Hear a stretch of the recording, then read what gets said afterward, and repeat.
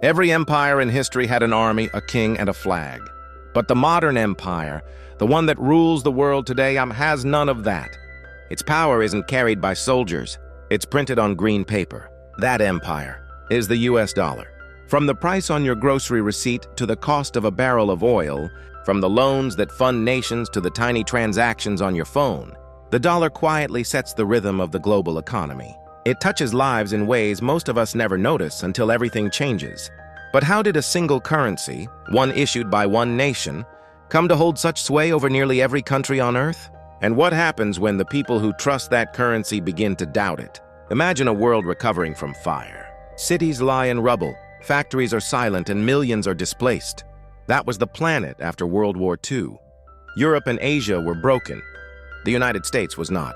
American factories hummed, its ships sailed, and, most importantly for what came next, American vaults held much of the world's remaining gold. In the summer of 1944, representatives from 44 nations gathered in a quiet New Hampshire resort called Bretton Woods. They wanted stability. They wanted a way to rebuild commerce without the chaos of competitive devaluations and collapsing currencies. Out of that meeting came a bold design. Link the value of each nation's currency to the dollar and link the dollar to gold. In short, make the dollar the anchor of the global monetary system. That decision reshaped the world. Suddenly, when countries traded with one another, whether it was oil, steel, or grain, they priced those transactions against the dollar. Nations built their reserves in dollars. Central banks held dollars like lifeboats. The Marshall Plan helped rebuild Europe with billions of dollars of aid. But that aid also drew nations into the orbit of American finance. Dependency was not always coercion. Often it was a quietly accepted convenience. Dollars were everywhere because the system required them to be.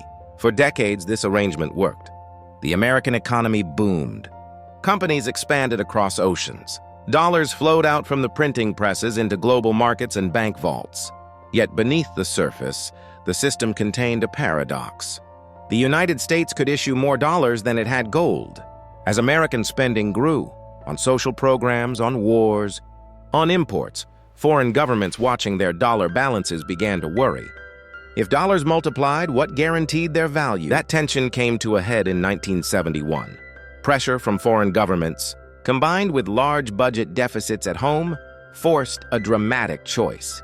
President Richard Nixon announced what stunned the world. The United States would no longer exchange dollars for gold.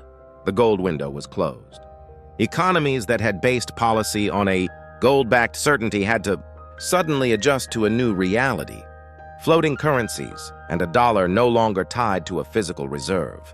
You might expect a collapse, a sudden loss of faith that brings chaos.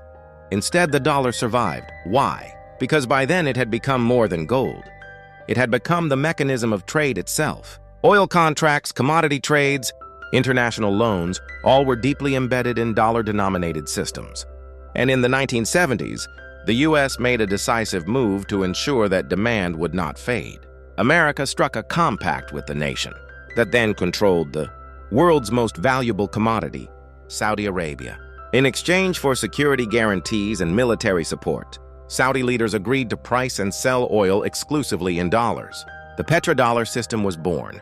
That arrangement created a perpetual global appetite for dollars, because oil is the fuel of modern life. Ships, planes, factories all needed it.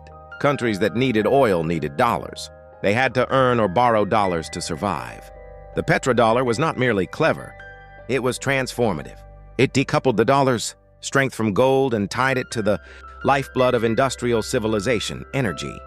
As oil sales replenished petrodollar accounts around the world, those dollars often flowed back into U.S. assets, bonds, stocks, and real estate. The U.S. benefited from global demand, while other countries, no matter their size, had to hold dollars to participate in the system.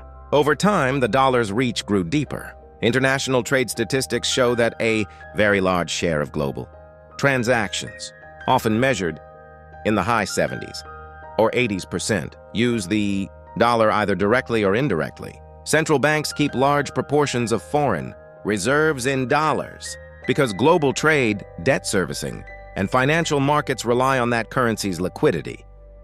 International payment networks and clearing systems evolved around dollar flows. The result is a knot of relationships that is difficult to untie. Hit that like button. It helps this story reach more minds. And if you're new here, subscribe, because the next story will take you even deeper into how money, power, and history are all connected. Until next time, but keep questioning what truly runs the world.